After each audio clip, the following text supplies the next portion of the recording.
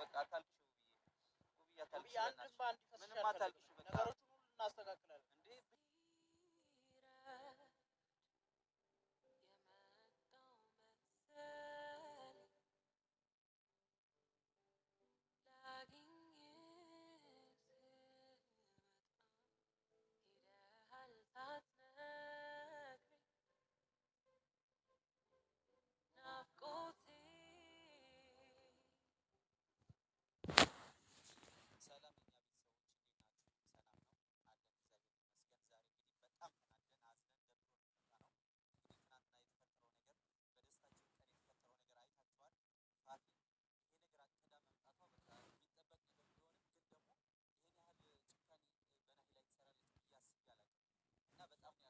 ሰዎች እኛን እንዳያጠቁንና ትዳሬንም እንዳያፈርሱብኝ መንገዶችን መዘጋጋት አለብን። እሱም ወደ ትዳሩ እንዲመለስ ከምንም በላይ ከትዳሩ በላይ ደግሞ ወደ ራሱ እንዲመለስ ማለት የሚወስነው ውሳኔ ዛሬ ላይ የራሱን ህይወት ሊያበላሽበት ይችላል። ግን ደግሞ አበላሽቶ እንዲቀር አልፈልግም።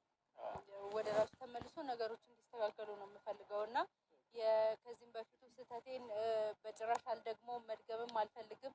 እንደተባለው ባይሆን እንኳን እንደተባለው ልጁ እንኳን ቢሆን እስከ መጨረሻው ድረስ ወስጄ ማሳደግ እችላለሁ። ከፈለገም ደግሞ እኔ ጋር ሆኖ ማሳደግ ይችላል። በቃ እስከ መጨረሻ ታገላለሁኝ እና እግዚአብሔር እስቲ እንደዚህ አይነት የተረገሙ ሰዎችን ከህይወታችን ያውጣልን። እኔ ሁሌ የምለው እንደዚህ ነው እና እኛም እንዋጋቸዋለን ያውጣልን። ውብዬ እኔ እኮ በጣም የሚገርመኝ ማለት ነው ከእናንተ ጋር አብሮ የበላ የጠጣ እንዴት ከጀርባችሁ ነው እናንተን ለመጉዳት ያስባል? ብልሃተኛና ጥበበኛ መሆን አለብሽ። ከፈጣሪ ቀጥሎ በቃ ያለሽው አንቺ ሞራልሽ እስካልተነካ ድረስ ምንም በቃ የሚፈጠረው ነገር እሱ አይደለም ብለሽ ሙሉ በሙሉ አምነሽ በቃ ዛሬ እንደምንም እንደመጣ ፈጣሪ ከረዳን ይዘነው ጸበል እንገባለን እኛ እና የሚያስፈልገው ነገር ሁሉ እናስተካክላለን። በቃ ሲጀመር እኮ ያስታውቃል። አዛዛቷ፣ አነጋገሯ፣ ሁሉ ነገር እኮ አይቼዋለሁኝ። እኔ ቀድሜ ያንን ነገር አይቼው ቢሆን ኖሮ እኮ ቢያንስ እጠነቀቃለሁ። ግን ያንን አለማየቴ ደግሞ በቃ የሚገርምሽ ነገር እኮ እሷ በቃ ይሄን በማድረጓ የራሷ ህይወት የሚስተካከል ነው የመሰላት።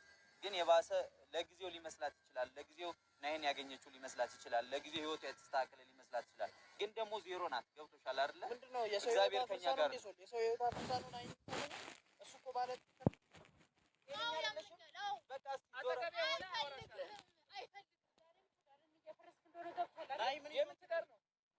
አንቺ እኮ ቀድሞ የራሱ እኮ አይደለም አብቅቶለታል። ራሱ እኮ አያውቅም። አንተ ስራ ጤነኛ ነኝ እኔ ጤነኛ ነኝ። እንደዚህ አይነት ነገር ካንተ አይወጣም። ላይ ጤነኛ ሆነ በደንብ አውቃለሁ። አንቺ ይጆርሳ በእናትሽ ነፍሰጡናት እንዳነበር ሶስት ሆነ ብቻለሽ። እሷን ደግሞ ከኔ ጋር ጉዳይ አለው። ምን ልትሆን? እሺ ዞር በል እመኚኝ። የውድቀት ውድቀት ነው የምትወርቂው። ገብቶሻል አይደለ? ለጊዜው የተሳካልሽ መስሎሻል። በጣም ደም እንባታል። ባለትዳር ነው፣ የልጆች አባት ነው። ማውራት ትችላለች። ለአንቺ ብሎ መልካም ነገር ስላደረገ ለናሂ ይገባዋል።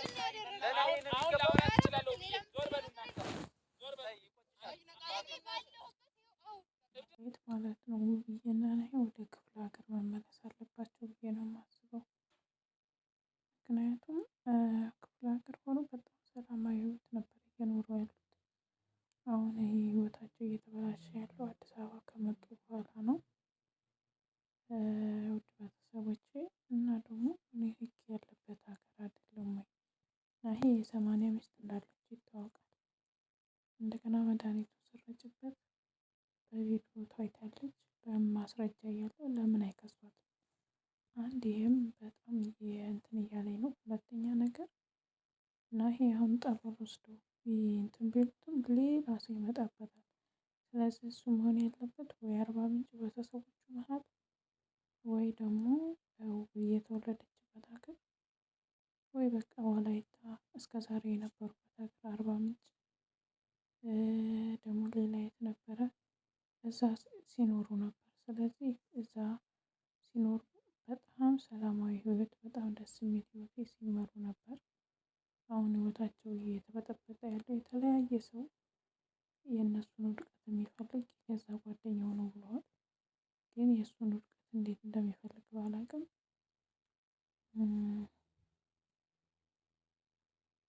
ግን ይሻላል። አዲስ አበባ ላይ ማንኛውም ሴት የሆነ ነገር አድርጊ ብትባል ታደርጋለች።